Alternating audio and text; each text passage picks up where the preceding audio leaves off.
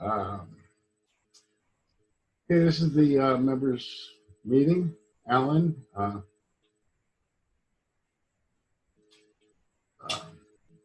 you want to take it over and see if Sure. people have brought any agenda items to the table? Sure. Yeah, I see 0 announcements and 0 agenda items. So that's good, I guess. We might be able to yield some time back.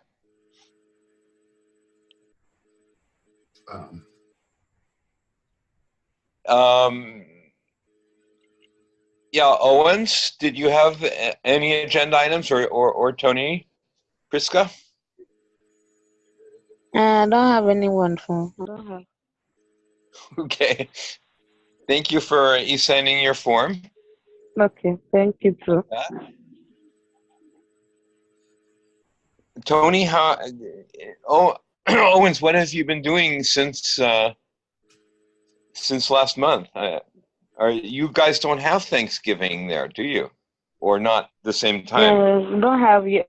It's not yet. It's still far away. Thanksgiving is still far away.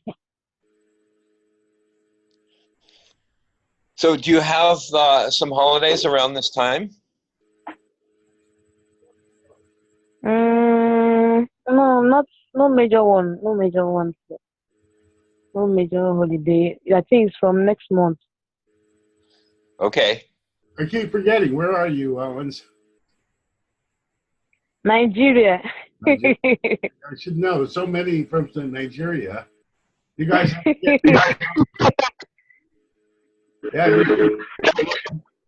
you should help David onboard RChain Africa to the social ledger. Yeah. And I was hoping you could help also with the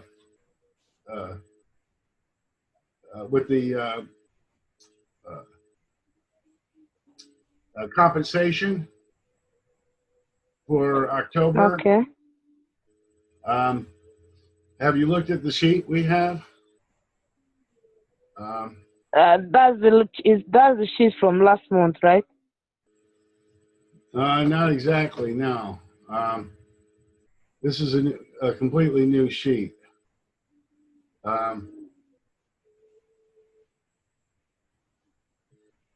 And it should be in the activities /dig A in work study in Mattermost. Okay. And basically, what we're trying to figure out is who didn't get paid for October. And we're just putting in, approximate budgets here, where we don't know how many sponsored, we're going to agree how many sponsored rocks we're going to give. And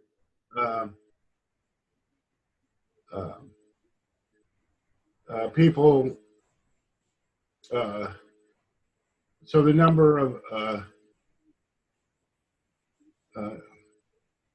so we're calculating this is approximate dollars for the different activities. And I don't know if these are the right activities to have here. We can change that. Okay. There wasn't much done in a lot of the areas. So I don't know, we can set the budget to 0. Like we really didn't do anything in October in the social ledger. And if people don't need to be compensated, we don't have. Okay, I'll take a look at the sheet and see what I can do. Yeah. If people don't need to get paid for a topic, we just set the budget to 0. But if they did actual work and they deserve some compensation, we put a budget here and then we put the percentage of work that they did in the box. And we can see there's some comments here about what people participated in. Put in, so you can click on insert a comment, and you can talk about what work you did, and fill in a number of what percentage of the BYOID work you did, whatever, that you didn't get compensated. Okay. Okay, and Okay. the idea is we're not going to spend a lot of rock. We don't know how many it's going to be. Probably more than 5,000, but that's going to be decided in the compensation activity in the work study channel of Mattermost, and everyone can participate in that. Okay. And so I'll take a look at the sheet and I'll see what I can and if you add to it. need help, we can meet. We can Zoom, go over what needs to be done here. Yeah, but yeah. it's getting close to the end of the month here, and we haven't figured out what we're going to do with what sponsored funds we're outside sponsored funds we're going to spend, but we don't want people that have been screwed by the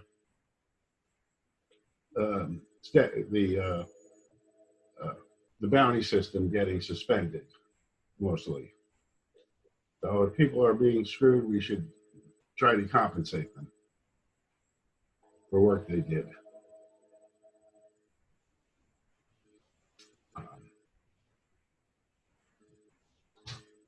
And Hey, Jim, if it was valid work, why isn't the co-op paying them? They did work without getting firm sponsorship. Well, it's kind of on them, right? Everybody was told. Yeah, but we're creating a human system here. I mean, people felt that they were going to be sponsored. But everybody, okay. Okay. And it's voluntary, that's fine. Work was done that you supported before people knew you had no budget. I was very clear from the day I was hired when I was told I was hired without a budget. It should not have been unambiguous. I was extremely clear. It was ambiguous. You can say that because somebody is stupid or because I'm not saying they're stupid. I'm just saying informed that they be compensated for work they did in good faith. And I'm saying that we should compensate them. I'm just saying I was very clear with everybody I spoke to that there was no funding, and if they were doing anything, it was totally on them. I don't think there's one person you could talk to that would have said anything to the contrary. Yeah. Now, if you guys want to take up a voluntary collection, but I don't know. I find it troubling that as clear as I was, or as clear as anybody was, and the co-op was, that anybody would have done any work. And if they work out of their passion, that's great. But okay. Anyway. Yeah. No, I second that, Ned. I think that's well said, and I think that the inverse thinking is what has and will land us in trouble.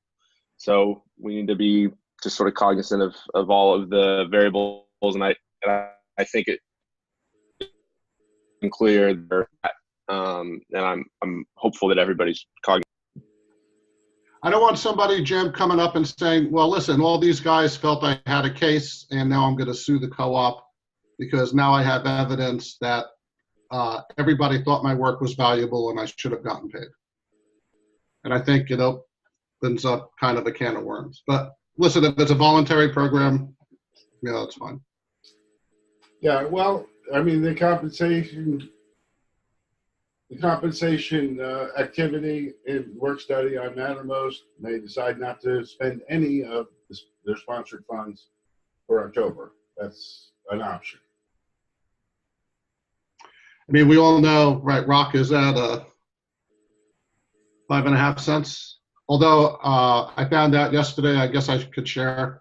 I was not told not to share that there's mostly no rock left for the co-op to spend. So I guess that's all locked up. And they did move to cash. I don't know if it was before last weekend or earlier this week, but Kenny told me they did move almost everything to cash, although there's still about 20% left in BTC and Ethereum. So Has anybody addressed the new burn rate given all of the market factors in the co-op? Well, the burn rate's been going down, right? And Yeah. then I actually didn't mean the word burn rate. I meant our timeline with the current burn rate, given the that was what I meant. I said sorry. My understanding is we're going to basically make it to March 31st on fumes. And I don't think there's really anything after that. And Okay. See, here's why I may get into trouble, because I don't know how much all these things are really radical transparency. Yeah. But they are now asking staff to take a 20% pay cut with some, and I don't think it's been finalized. They just mentioned it last week, with paying back the 20% plus another 20% in rev when mainnet goes live. But I haven't seen any more documentation on that. Cool. Thanks for sharing. Yeah, I don't know if that's going to cause an exodus among staff members. I don't know. Yeah, that's a good point.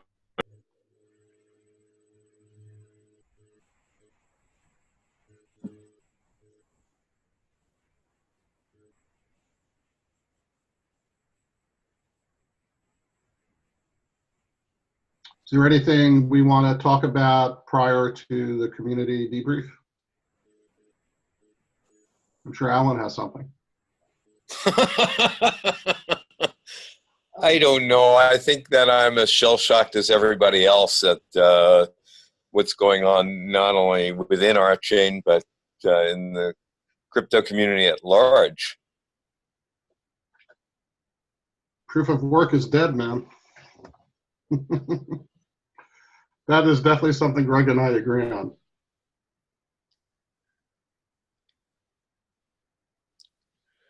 Well, I would think naively that if proof of work were dead, that Ethereum would be doing better, and certainly RChain would be doing phenomenally. Ethereum is proof of work. Yes, but they're moving toward various flavors of proof of stake, and Vlad is certainly optimistic about Ethereum adopting CBC Casper, which they have no formal plan to do, but Vlad sounded very optimistic on the Casper call. Yeah, no, actually, that was all announced in Prague or wherever DEF CON 4 was, and but that's sometime in 2019. And there was that news article late last week or early this week that said Ethereum miners are now losing money on every block they mine. Yeah. Go ahead. I was just going to say that I think the viability for Ethereum is becoming more and more grim, especially compared to some other projects, given the extended timeline for implementing proof of stake, as well as the disincentive from an economic standpoint to actually run nodes at this point. It doesn't seem like a winning proposition. So it'll be interesting to see what happens. But I think that the time frame for them to be able to make that implementation is just too far out to keep everybody in line. So Tyler, given that assessment, why isn't everybody flocking to RChain and saying, "Whoa, you guys are the ones that are doing it right"? I mean, the two things. One, without, I mean, we're also in a bit of a grim situation, right? I think that you can point the blame where you want, but at the end of the day, us being able to give you, which in my mind is not just mainnet launch, it's getting to Venus. It seems grim, You know, I'm optimistic, of course. That's why I'm still here. That's why I do what I can to help. But I don't know. It doesn't seem like the perspective of the outside world shares some of the sentiment that, or the optimism that some of us still kind of hold on to. And, you know, a bit of it's anecdotal, but there's, you know, I think in some capacities, the prices and everything, but it does reflect, I personally believe it does reflect some outside perspective on where they think things are going. So I don't know, you know, it's a challenge, right? And given, you know, from myself looking in, I have concerns over the current structure and being able to get to the final launch that needs to happen, you know, and I'm not assessment. So I don't know.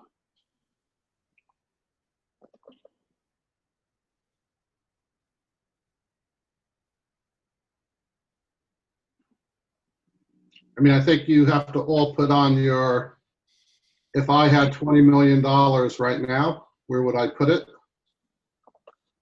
as a business decision? And then see if RChain met your own individual criteria for where you would trust that $20 million. Yeah.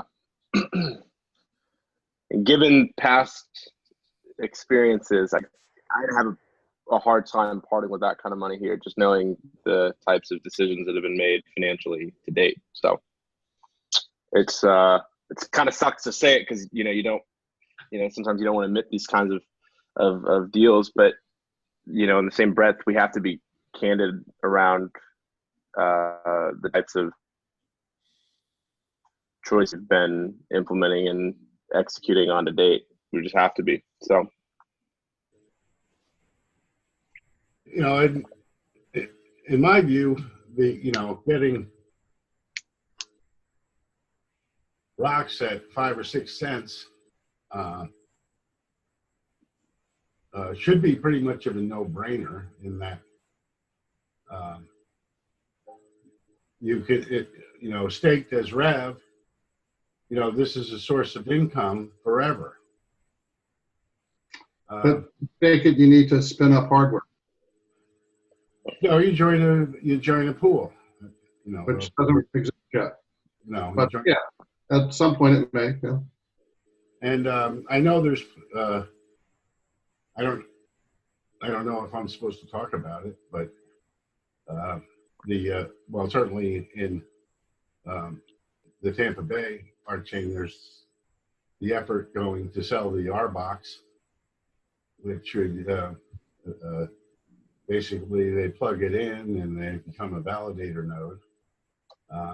And I know the co-op, I know there's other efforts to build validator boxes that ordinary people can run. Yeah, we're working on that. So we've been meeting with that white block company, that guy Zach, who was at our community meeting. Hold on a second. I want to. So what we're trying to do. Oh, okay, right. Did anybody watch ever the Saturday Night Live something in a box? I'm trying to be politically. I think it should be most well-known SNL hit, or at least one of them. Right. I'm trying to. I can't remember. I'm trying to bring it up because I can't remember. The Martha Stewart and. Oh, sorry. I turned this stupid thing. Sorry. I just want to see who the artists were. Was it Justin Timberlake? Justin Timberlake. I kept thinking Justin Bieber. Justin Timberlake. Right. Anyway, the co-op with Greg, and we're talking to White Block, and we're trying to come up with a shard in a box. And we need a really great. We need Derek to put like some really funny video together, but we're actually. Greg said he has the quotes from them, and our discussion with them, with a lot of other things thrown in, but has always been, we need, and they have it all scripted out to set up your own shard, or since we don't have shards, your own validator nodes. And Yeah, I think that will be very attractive for people who own rock. Obviously, they're gonna. right. It's gonna be like pretty much a no situation. The problem is going to be if we're all doing this in the cloud. So, Google, Amazon, BitOcean, whatever, we're all running kind of our own validators, but in basically the same data centers. So we're still going to need some folks probably to spin up some hardware, but you will be able to do a deploy and get everything up. The shard in the box doesn't include hardware? It may. I haven't seen the quote yet, so it may. But then the question is, where's the hardware going to go? Are you going to host it in your house, or you're going to then go to a data center to do bare metal hosting? But now you got to make sure you pay for the 24/7 maintenance, because if you go down, you could get slashed some percentage. Well, what we're hoping to do in Tampa Bay is get a whole bunch of people who are running at home to basically act as a single validator that is always available, because there'll be enough of them up and running to process the transactions.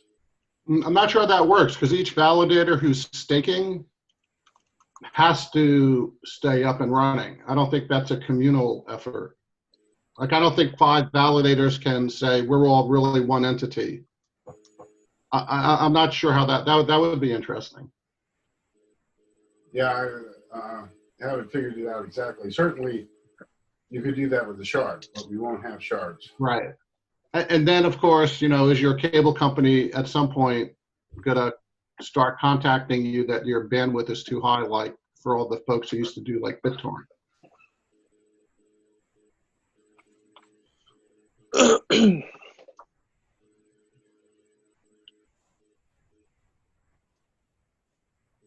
And then one other thing I've been thinking about, which are the transaction fees that validators are going to get. So if the percentage is fixed and a rev and a flow is basically equivalent to 1 rev, right? And you're going to get a percentage of flow, but now you're required as a validator, you're storing all that data in the tuple space, which theoretically you're getting paid for. But at what price point is that related to, right? Because now with rev at 5 cents, you would have to have, so if we just look at that fixed price of rev at 50 cents or 55 cents, whatever it was, just for argument's sake, if you ran 100,000 transactions at a percentage, you were going to get a certain amount of rev, right? But if that percentage hasn't been upwardly adjusted, you're going to get 1/10 of that now, even though your storage costs are going to be the same and your transaction costs for hosting a node are going to be the same. So it seems to me that the transaction fees for validators has to have some, times 10 change, right? I mean, does that make sense? Yeah, well,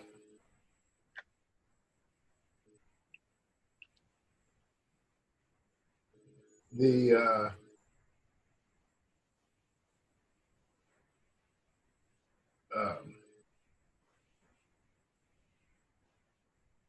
way I guess the way I see the market running is that the rate is going to be set to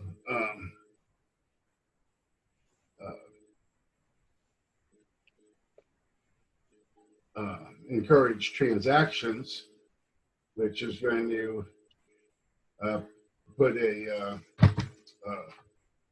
load on the network, which is going to cause the prices to adjust accordingly, and that getting in with a low value on the rev is going to be ultimately advantageous as the demand grows. Of course, that depends on the demand, and I guess my belief that there will be high demand. Hmm. So You're I guess still it going depends to on whether you think there's going to be demand or not. but even with the high demand, if you're getting, 500,000 transactions a day, and I don't know what the percentage is. So let's say that's 100,000 rev a day. A couple months ago, that would have been 100,000. I don't know. Somebody help me with the math. Like $70,000 a day. Now you're going to get $7,000 a day in transaction fees. I see. So what you're saying, Ned, is that the transaction fees have to have some component to reflect fiat cost of hardware and services. I think it needs to be, yes. There needs to be some relationship or some component of the pricing. Right. The fees are going to be set according to demand.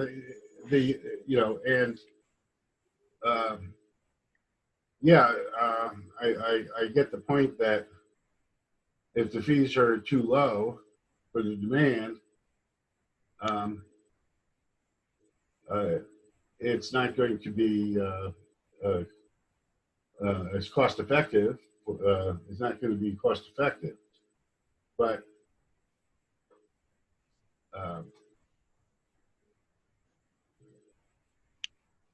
I guess what I'm saying is that the fees will have to be set so that there's motivation to run a node, which could mean that RChain is expensive to use, but considering, assuming that it's reasonably efficient, it still should be a lot cheaper than Bitcoin or Ethereum. Right. But I have to if I'm spinning up hardware or even in the cloud, I have to be able to know that I'm going to cover my costs. That's right. And make money. That's what will determine the fee, what the setting of the fee is. It doesn't matter what value it had in the past or in the future, the fee needs to be market driven. So who sets the fee and how often does it change and who's responsible? As I understand it now, the shard will. So well, we only have one. That's the co-op, right? Is that the board? Does the board have a mandate to monthly or at some regular basis? Yeah, I haven't seen anything specific on it, but obviously that is something that's going to be set. And I'm sure it'll be an issue at the members' meetings. And, everybody wants a rate that's going to give enough incentive to validators and make RChain reasonable to use. And that's, Well, we're getting close to that time where we got to figure it out. Well,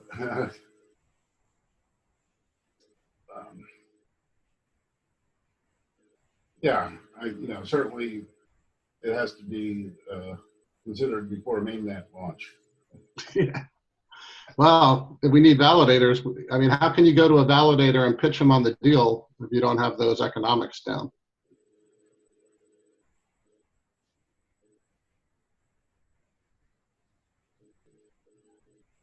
I think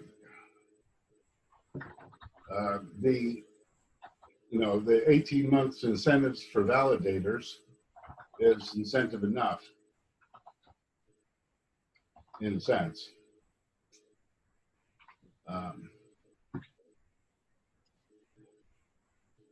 Hey guys, we've got a new visitor. RChain, how are you? I'm fine, yeah. Thank you. Welcome. Greetings. Welcome. Yeah. So how are you doing? Well, I think that everybody associated with the project is a little bit shell-shocked by crypto in general and RChain in particular. Okay. So We're just speaking a little bit about the validator economics and how that might have to change with varying ROC to USD or ROC to fiat realities. Okay. Yeah, that's interesting stuff. The validator thing. Yeah. How are you feeling? Happy holidays. Well, I'm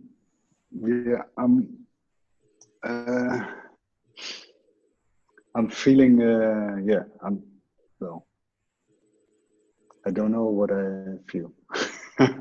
You look good. How's that? You look very, very, very good. Yeah, thank you. Yeah. You're looking a little more like Yul Brenner every day. Okay. Yeah. It's nice to hear that. Yeah. I thought I would give you an update on my situation. So I'm now, I'm now in the 6 week cycle. No, I'm in the sixth cyclus, and then every cyclus is 4 weeks, and the first week is a chemio treatment, and then it's 3 weeks rest, and then it repeats itself. So yeah, and I've not a lot of effects of the treatment. I'm just, when I want to explain things, then it's going worse. So yeah, I'm not the old guy anymore, and I have to get used to this handicap. Yeah. You're the young guy now. Yeah. Yeah. Well, you can sort of expect that it takes some time to get it all back, and that's that's okay. Yeah, I hope so. Yeah. I mean, I went through. I was taking care of my mother, in her final years. I guess way back in 2010, she had a stroke, and she couldn't talk for probably pretty much a year. She could sing little songs, but she couldn't talk. And 5 years later, she was perfectly normal. Yeah. Nobody knows how long it's going to take. No.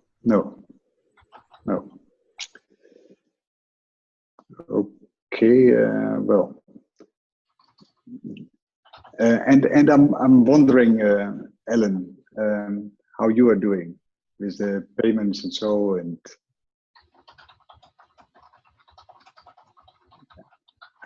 you're muted, Ellen. It's a lot easier these days because there are fewer payments. Oh, how's that? Well, we've had a lot of austerity kind of measures within the cooperative. So there's not as much activity through the bounty system. And I don't know if you followed the news, but there's not as much activity in general with all of the departments. And the one that's the most critical, of course, is development.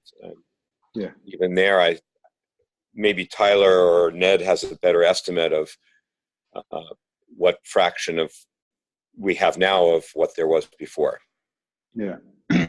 What do you mean? What do you mean? What fraction? Sorry, I'm not following that. I think the development team is a little smaller than it was previously. Yes. Do you have a quantitative statement about that? So I'm not quite sure how many devs we had, because I wasn't really involved in that. But we now have 11 developers on our team. Some have more experience than others. We have some that are kind of not that experienced.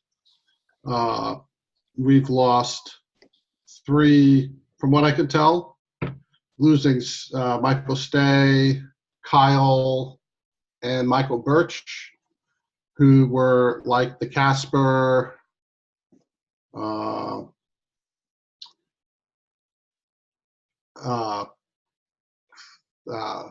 subject matter experts, is really hurting us.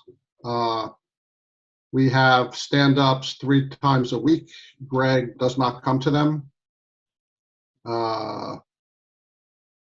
There's just a lot of stuff that, I mean, these guys are really working hard. They're trying hard. Also, from the comments they're making, it seems like things at Pyrofex may not have been as perfectly honed a machine as Meta made it believe. One thing Kelly, Deanna, and I are doing now is giving them all space to talk and say how they feel and what their concerns are.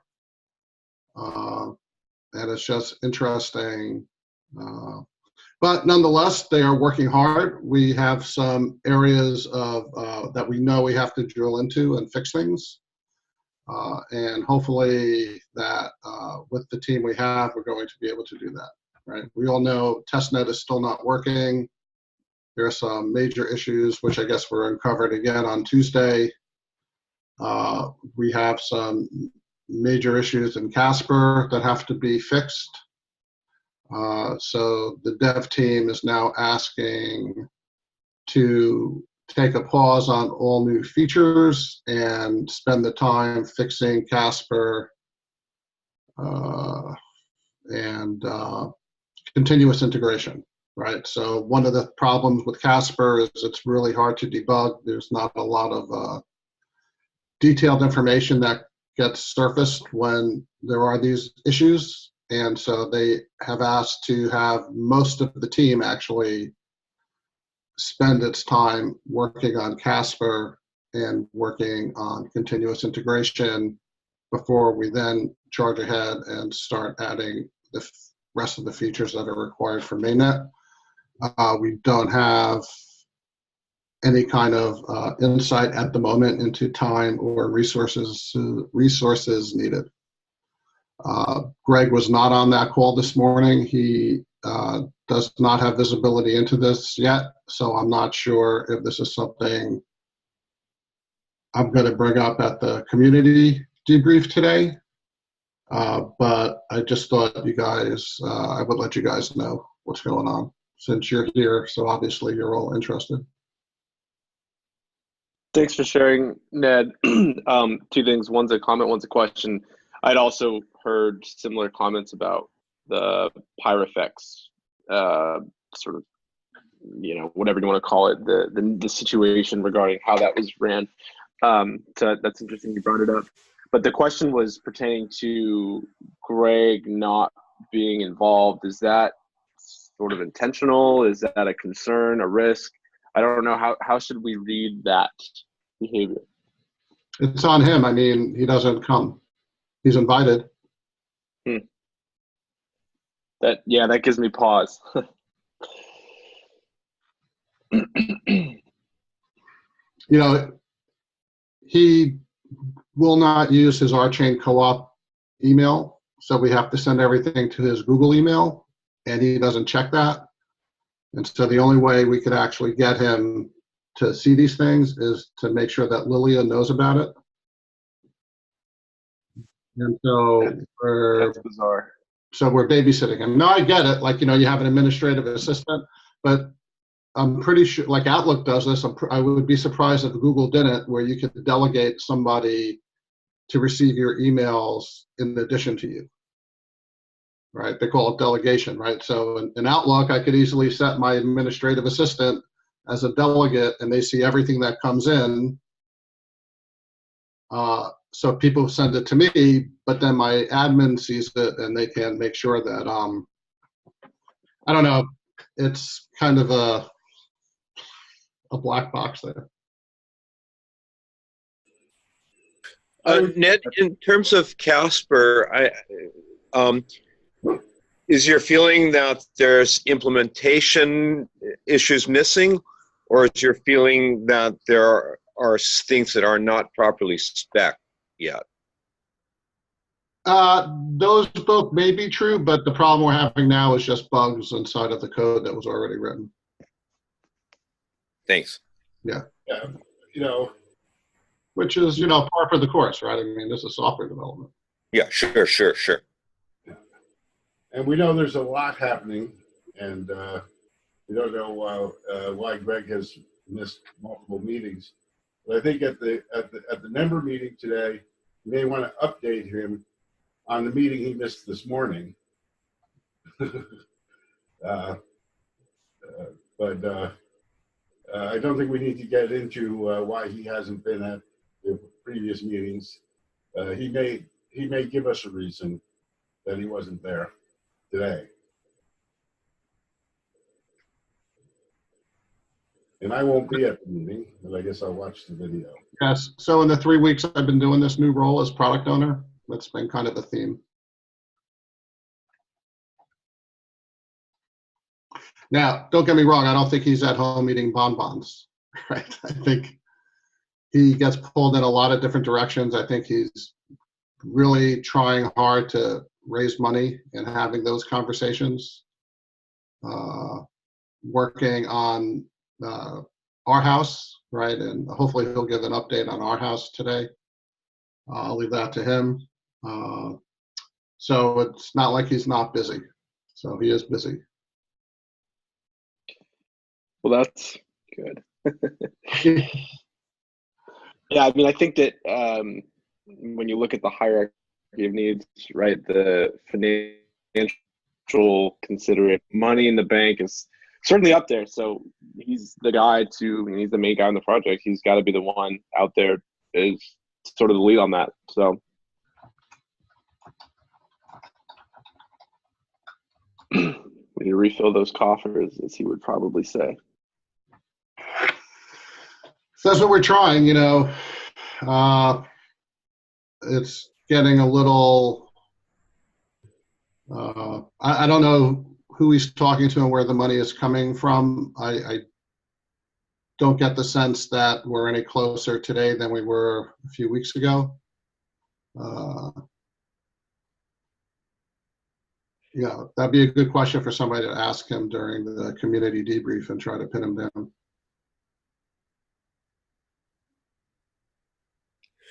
Is there any update on Casper Labs or any of that? I don't know if this should be made public, but I think they have a new CFO who may or may not have been related to one of the venture funds at some point. That's been in the works, so I don't think it's going to become a surprise.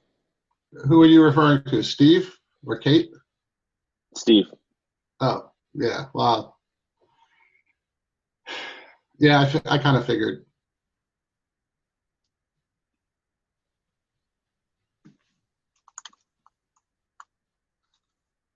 I have I have actually reached out to some industry contacts I have, and I can't get a read on anything that Casper Labs is doing or planning.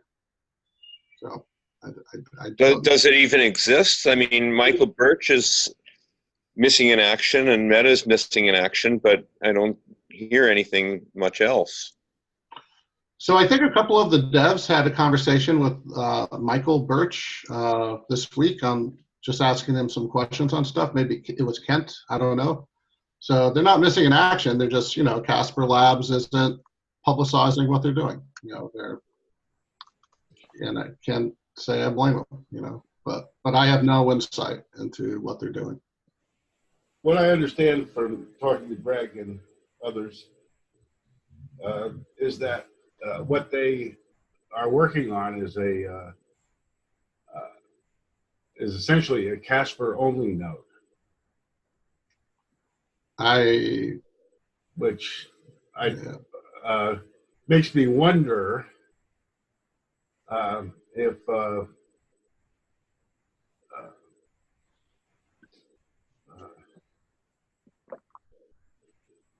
there's an alternative to solving our Casper issue is to use their Casper until we have our own done. But we don't know if they're open source. Well, so Michael, the license to immersion. Yeah. Michael Birch and Vlad and Kent and Greg and everybody was on the Casper stand-up this week. So it's kind of, and maybe they're trying to do a Casper node that would be compatible with Ethereum, for all I know. So Casper Labs is funded by DNA, right? The DNA fund, and the DNA fund made all their money in the Ethereum world in one shape or another. Yeah, and I think they did pretty well with EOS as well, if I'm not mistaken. So, yeah, so I don't know. Maybe they've chosen. I don't know. It's like it's hard to speculate even what they're going to do. The one thing I did hear from Greg, so take it with a grain of salt, was they were going to release RChain without Rolang. Yeah, I've heard that. Yeah, I've heard variations of that story from other folks as well. Yeah. So does that mean, Rolang is basically written in Scala? So does that mean they're all going to be developing in Scala? Yeah, I don't know. I mean, that was some of the concerns that I'd heard from the Casper side, is that the actual building, what we were doing here with building the virtual machine was really complicated and really hard, and that some of the dev talent that left wasn't their strong suit. That wasn't what they were focused on, and so take it, but it doesn't sound like that would be a feature that they currently will be able to do or have or support.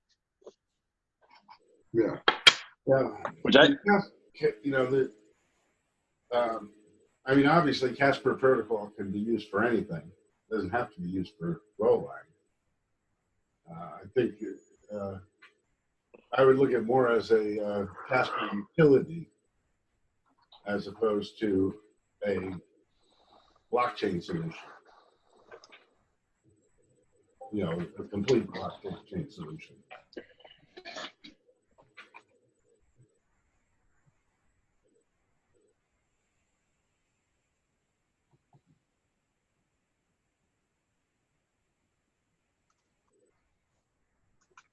For example, RChain doesn't have a consensus mechanism. You can plug in the Casper as a consensus mechanism for RChain. So let me ask you, is there an economic opportunity here that we finish our Casper and make it adoptable to any other platform that needs it?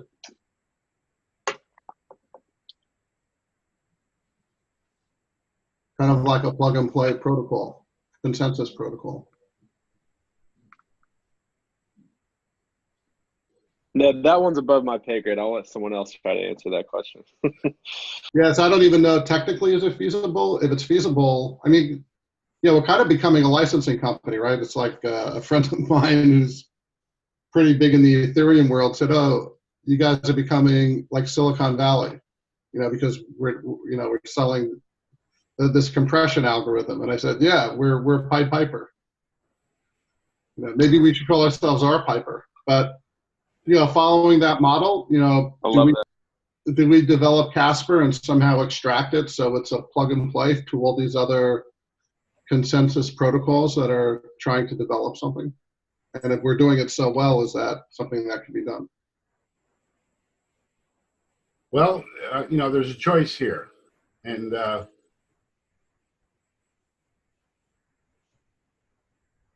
if we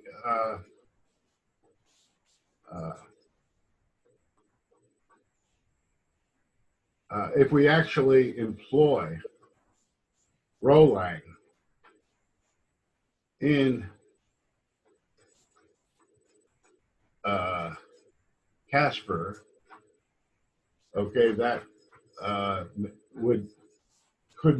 could be a greater capability. But just with the separation of responsibility in normal programming practice, the Casper algorithm and program should be pretty much separate. Now, it may have some hooks into the Rolang for logic, okay, that you could obviously do in Scala or do in anything else, but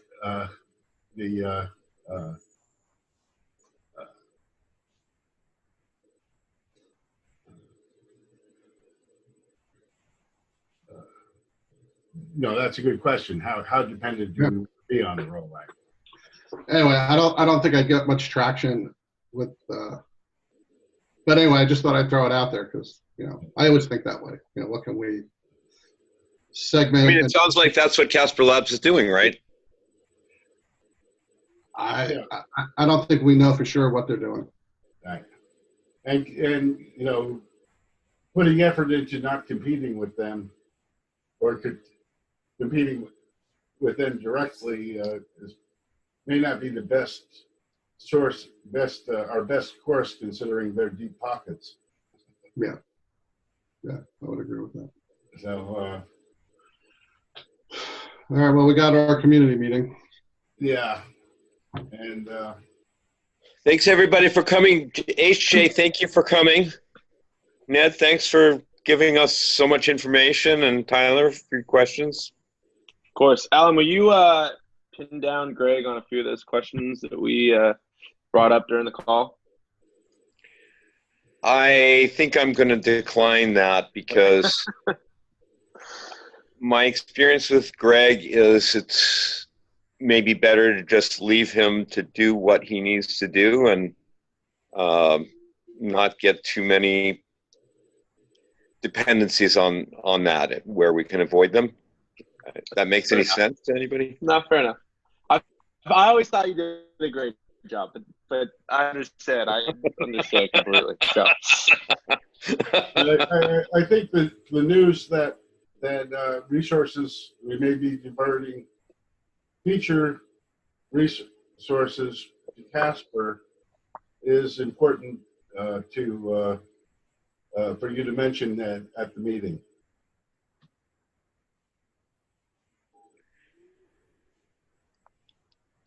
Okay. Can't get out of this one out. Just kidding. I won't be there, otherwise I would. All right. Well, we'll see how this meeting goes. It's going to be an interesting one, I guess. But, yeah. All right, guys. We'll see you over there. Thanks. See you on the other side.